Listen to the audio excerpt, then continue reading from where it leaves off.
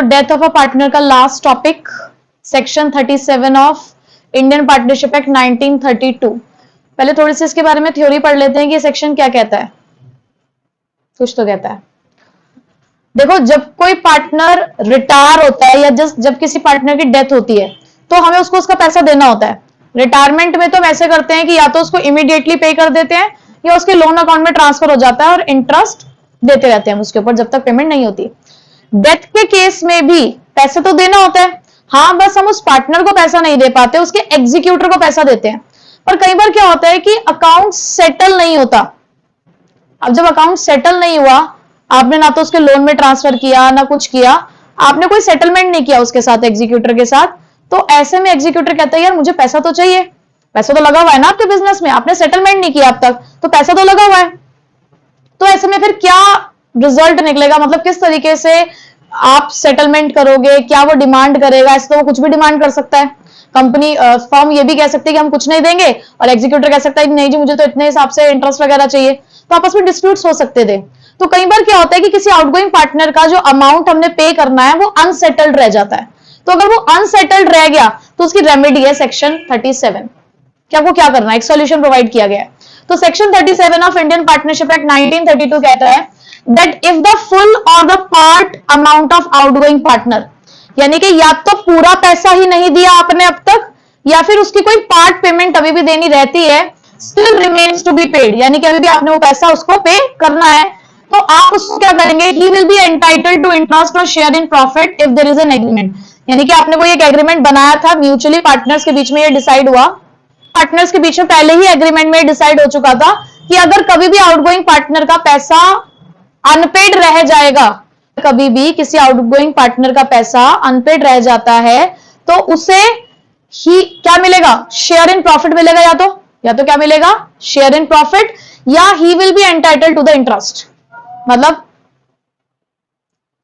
उस unpaid amount पे या तो उसको इंटरेस्ट मिलेगा या फिर शेयर इन प्रॉफिट। लेकिन ऐसा कब होगा, जब कोई एग्रीमेंट होगा तब। But if there is no agreement, अगर कोई एग्रीमेंट नहीं है तो क्या करेंगे, तो एग्जीक्यूटर के पास दो चॉइसेस हैं। अगर एग्रीमेंट बना हुआ है तो इंटरेस्ट मिलेगा या प्रॉफिट में शेयर मिलेगा, लेकिन अगर एग्रीमेंट नहीं है तो एग्जीक्यूटर के पास दो चॉइस है। पहली चॉइस क्या है, interest at the rate 6% per annum on the balance amount. Suppose करो उसको 50,000 रुपए बैलेंस अमाउंट निकला, तो 6% पर एनम के हिसाब से आप उसे इंटरेस्ट दोगे जितने महीने तक के लिए भी इस्तेमाल कर रहे हो आप पैसा, ठीक है। या फिर share in profit earned proportionate to his amount outstanding to the total capital, या उसे प्रोपोर्शनेट प्रॉफिट मिलेगा। उसकी इच्छा है कि दोनों में से वो क्या लेना चाहता है, ऑब्वियसली बात है ज्यादा अमाउंट ही लेगा, तो दोनों को हम कैलकुलेट करके देखेंगे, जो भी ज्यादा वाला अमाउंट होगा वो ऑप्शन वो एक्सरसाइज कर लेगा।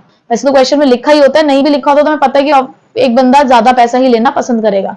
तो फॉर्मूला क्या है प्रॉफिट निकालने का, outstanding amount of outgoing partner, जो पार्टनर जा रहा है उसका जो पैसा बकाया है हमारी तरफ, मतलब जो पैसा हमने उसको देना है, outstanding amount, divided by capital of all the partners, सभी पार्टनर्स की कैपिटल का total, plus balance of the outgoing partner, जो पैसा हमने आउटगोइंग पार्टनर को देना है वो भी, into profit from the death to the next balance sheet.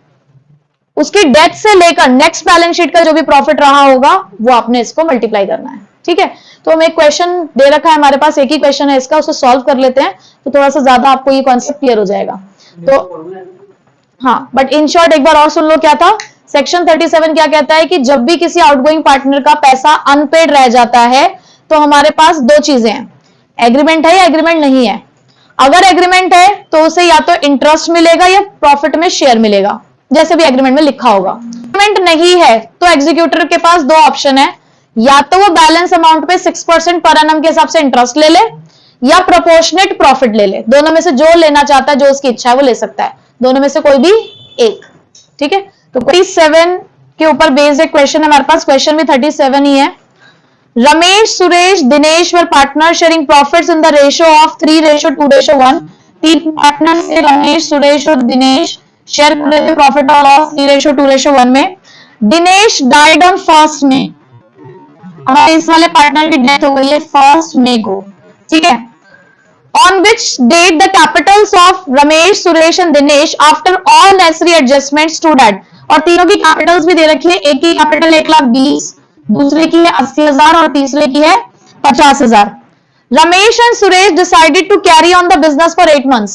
उसकी डेथ के बाद बचे हुए पार्टनर ने डिसाइड किया कि अगले आने वाले 8 महीने तक हम इस बिजनेस को स्टार्ट करेंगे, मतलब अगले आने वाले 8 महीने तक इस बिजनेस को हम चलाए रखेंगे.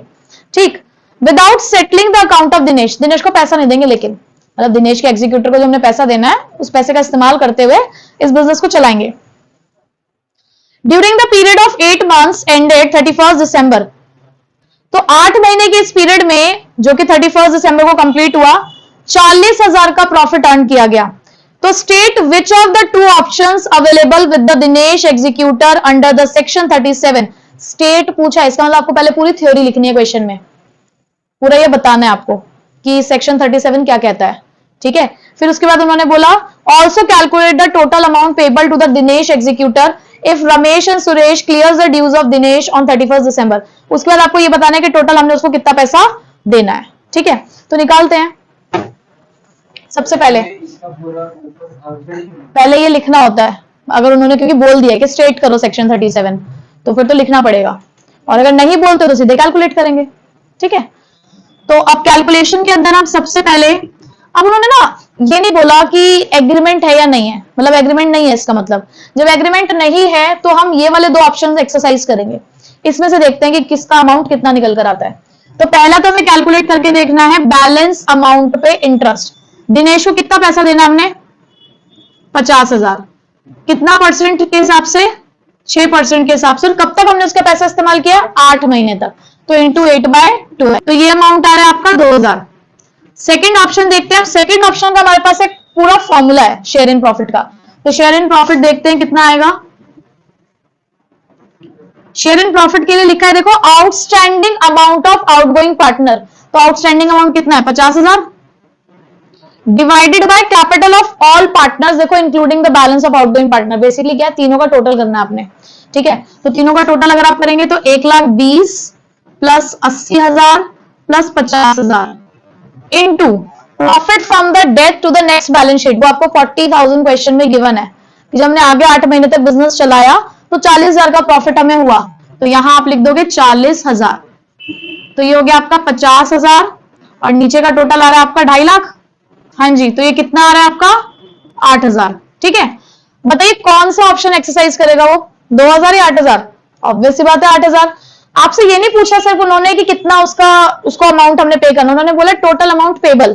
तो जब आप टोटल अमाउंट पेबल निकालेंगे, total amount payable to Dinesh, तो देखो एक तो आपने उसको उसकी कैपिटल का पैसा देना 50,000 जो कि पहले से उसका चलता आ रहा है, प्लस ये 8,000 क्योंकि आपने उसका पैसा 8 महीने तक इस्तेमाल किया है, तो ये 8,000 और मिलेंगे. तो उसके एग्जीक्यूटर को आपने पे करना है 58,000 रुपीज.